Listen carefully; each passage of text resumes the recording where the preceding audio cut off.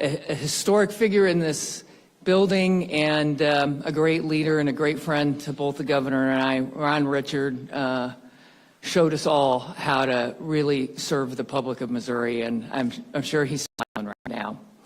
I'm grateful to all of my partners at Husch Blackwell. This is a sacrifice. It's a big change. I had just completed about a year ago serving as chair of that firm, which is more than 1,200 lawyers in 25 cities. And first, last, and always, I want to thank my family. My husband, Chris, my rock, who makes it all possible. Our daughter, Lucy, who I can remember was exactly this big when I started serving in the legislature and came down with me. Our son, John, who joined us from Belarus while I was speaker. We went through a lot of losing election days, so to be here winning is just so fantastic. I also they can't be here. I want to thank my mom, my dad, my brother, sister, and nieces. There's some other thank yous I want to make that are so important to this job, and I want to start with the General Assembly. Obviously, I have a special place in my heart for the General Assembly, having served there. But the partnership between the General Assembly and the Attorney General's office is absolutely critical. It's a source of funding, and it is a source of righteous investigations. I hope to continue to have a great partnership, and I will need leadership from the General Assembly. I want to thank General Bailey. It is absolutely remarkable what he has accomplished in his short tenure, and he is handing off an office that is in better shape than that office has been in a very long time, and I'm eager to get there. I want to thank the men and women who work in that office. They are tirelessly committed to protecting the rule of law and the Constitution and the public safety of all Missourians. It's a great office, and I can't wait to get there and show the people just that work there how valued they are. I also, maybe in the category of a little bit longer term, I want to thank the judges here in Missouri for carrying out justice. I think I'm, going to be spending a lot of time with them, so I want to make sure that they know I'm very grateful for what they do. I'm humbled beyond belief to accept this appointment. The governor mentioned my rural roots. My first introduction to Missouri was I came to the University of Missouri. I ultimately transferred to Creighton, but the dorm I moved into, which was Wolpers, was bigger than the small town I came from in Clarkson, Nebraska. I mean, it was eye-opening. And some of you know in the years I've been down here to testify on behalf of the glyphosate bill that allows farmers to grow soybeans without having manual labor out there pulling the weeds out. Part of the reason I'm so supportive of that bill is that's what I did all of my teenage years. We used to call it walking beans or hoeing beans. So to go from a town of what is now 639 people to standing in the governor's office and accepting this appointment is truly humbling and almost unbelievable to me. The first and most important part of this job is to protect Missourians from anyone who would do violence against them, who would rip them off in financial schemes, who would abuse them through providing terrible care and getting paid by Medicaid, and anyone who would try to invade their constitutional rights. Working with local prosecutors, sheriffs, police, and the Highway Patrol, fighting crime is and will remain job one for this office. I look forward to having a close and collaborative relationship with law enforcement, as I did when I was United States Attorney. I'm assuming this was an unprecedented moment of technological change. AI is already changing how law is practiced in the private sector, and I do think that that knowledge is something special I'm going to bring with me to the Attorney General's office, having had the resources of one of the largest law firms in the country, and be able, I know the AG's office is going to be technologically behind, but we need to start to evolve, so it will be a priority of mine to be a leader in realizing the efficiencies that AI can provide, but also a leader in protecting Missourians from any abuses that may be rendered through AI. And just to kind of wrap up, This year, Missouri lost one of its greatest public servants, a man who started his career as an assistant attorney general in the Missouri AG's office and went on to serve as governor and senator. And of course, I'm talking about Kit Bond, who was my first boss in public service and taught me an awful lot. But the most important lesson he taught me was pretty simple, and it was that people don't care how much you know until they know how much you care. Now, lawyers really like to show off how much they know. But I am committed to living by that rule that Kit put out, and as I make decisions as AG, realizing that they aren't just going to be words we write in some brief, but that these decisions will have an impact on the real lives of Missourians.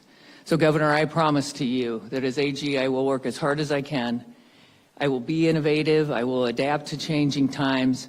But more than anything else, I'll show Missourians just how much I care. Thank you. Great.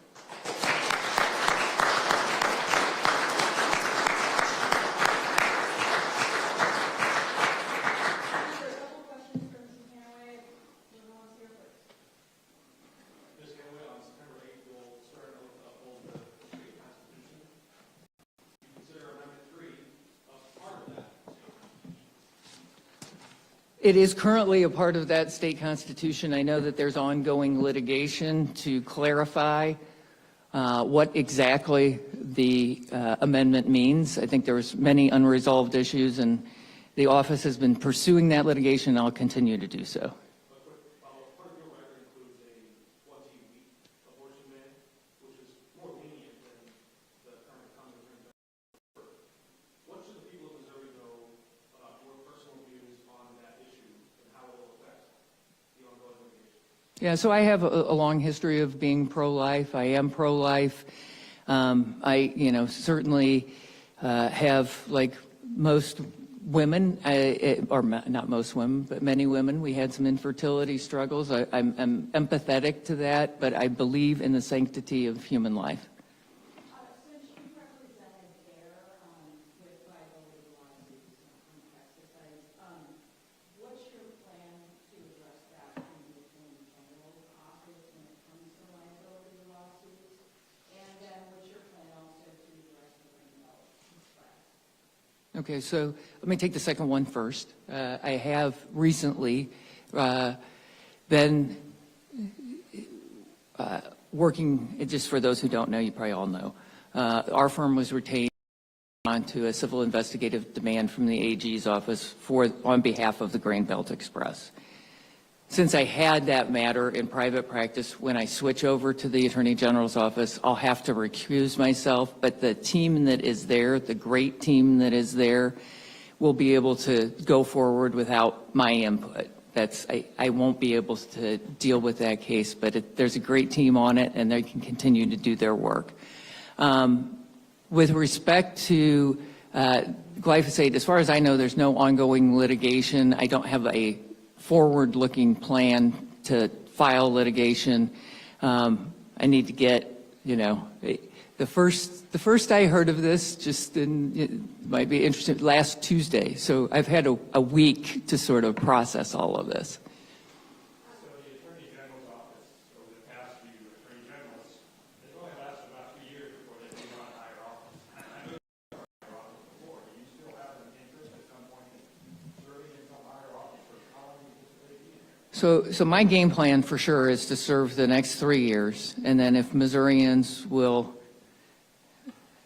vote for me and believe I earn a full term, then I'd like to serve a full term. That's my game plan.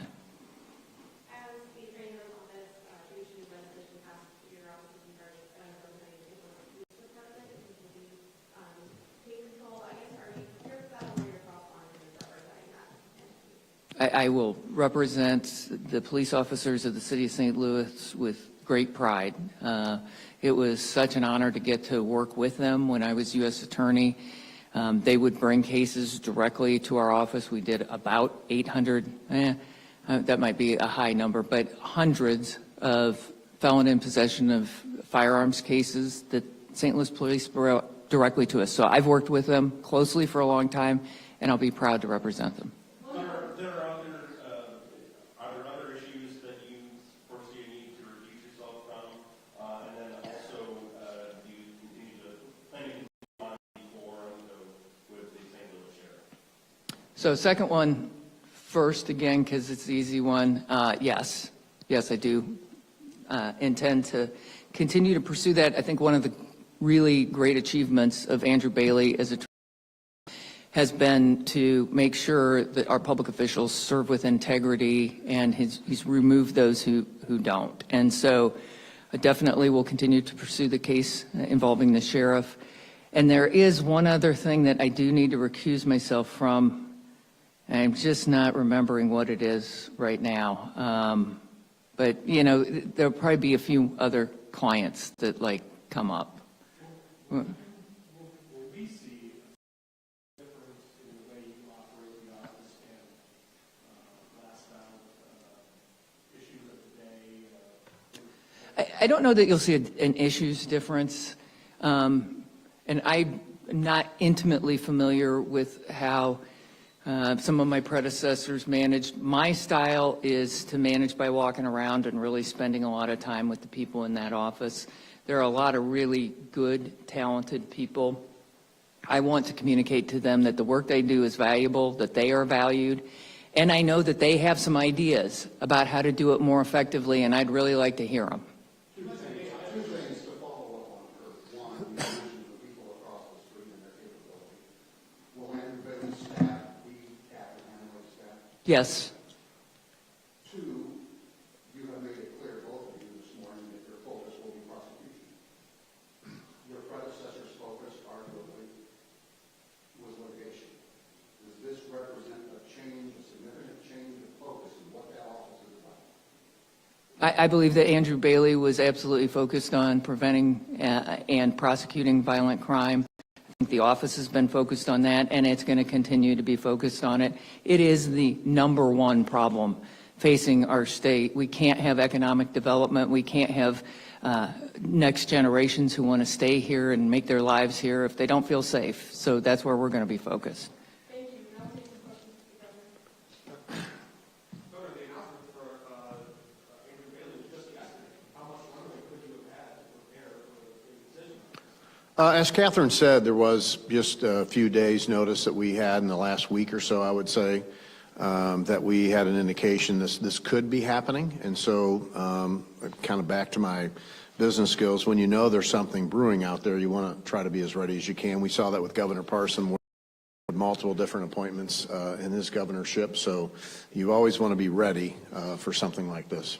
Speaking of Governor Parson, a reason to study Dick Bailey was because when he was sitting around, what's happening, do you have anything hopes for Absolutely. It was probably the first question I asked Catherine, is that this is a big challenge, and it's a great challenge really for her family and leaving a private practice that she was very, very good at. I worked with her several different business issues up in the St. Louis area in this position in my earlier one. So I knew it was a sacrifice for her, but she felt the calling like a lot of us do. And I always tell people I had a better job for this one, and I think she might say that too. But we're both from a position that nobody thought we'd be here, and this is my way to give back, and I know Catherine feels very passionate about that as well. Did you consult the Trump White House on this choice? Did the Trump White House have any input on this? No. Governor, Attorney General Andrew Bailey made it his mission, one of his missions at least, to tackle the Delta 8 problem, especially in gummies and drinks. Do you and the new Attorney General plan on tackling that this upcoming session? I haven't had a chance to talk to Catherine about it, but I've made very clear in my position that regulation in that product needs to happen. Access to minors to that product is not acceptable to me, and seems like the industry, no matter which side you are on distribution channel, different people like that product, do also agree on the regulatory piece for minors, and I think that's a very important issue to make sure we somehow get the sides together and accomplish that. One from a new one. Governor, you supported the pesticide labeling changes in legislation before. Did that play a determining role in your new appointment? No, to be honest with you, I didn't know Catherine was representing anybody in that, to be honest with you, until just recently. I supported that because, agriculture is our #1 industry. We talk about that all the time. Missouri farm families, second in the United States as far as farm families. If that product is not available in the U.S., there will be foreign interests that make a similar product and send it here. And the protections that they have now will not be the protections that they have. So protecting Missouri's farm families and quite frankly, the footprint that that company has in Missouri is all very important to me. Let's get a new one here. Was the decision, was it a litmus test as far as asking if Hanaway was interested in seeking a full term in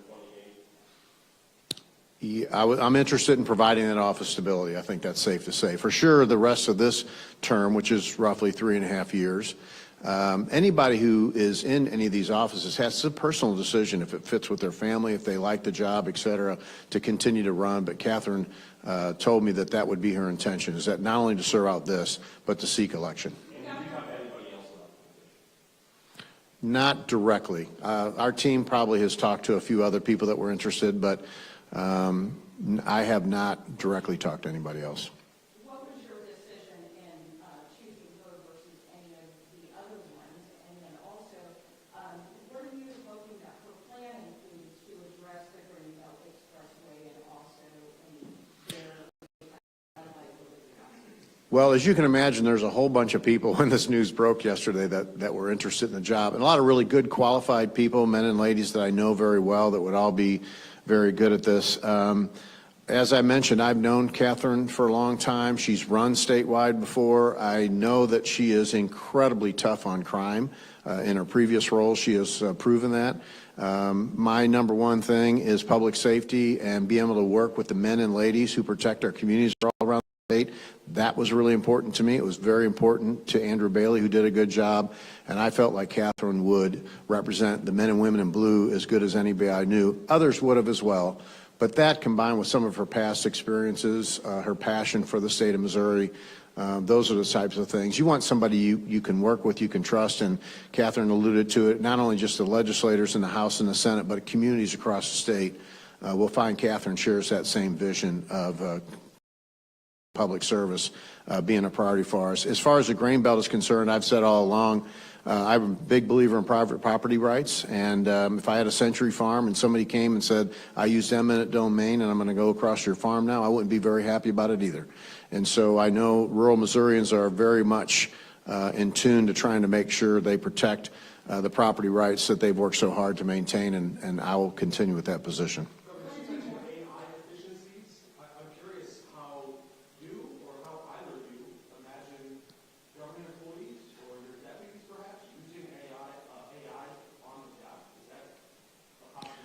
Mark, you're a lot younger. I'm too old to even know what AI is.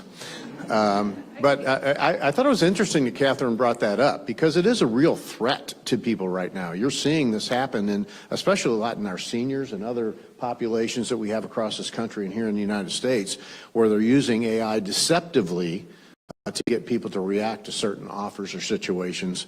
And so I was actually pleased to hear, Catherine and I had not talked about that previously, but I was happy to hear her bring that up, actually, because it's a threat. And making sure we understand that technology, use it to where it's our advantage, but protect those who are being taken advantage of, I think is really important.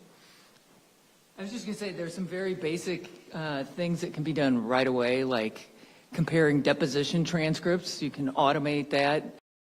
Testimony, summarizing depositions. You got to do some quality control checking, but these are tasks that would take assistant AGs a lot of time, and you can just automate a lot of that and really achieve some savings, and hopefully that'll allow us to do more cases and free up assistant AGs to kind of do the higher order level of thinking and take some of those rote things out. Even research can now be an AI plain language model. You know, the big research institutions like Westlaw all have quality ones that protect any personal information so that it doesn't get out into sort of those large language models.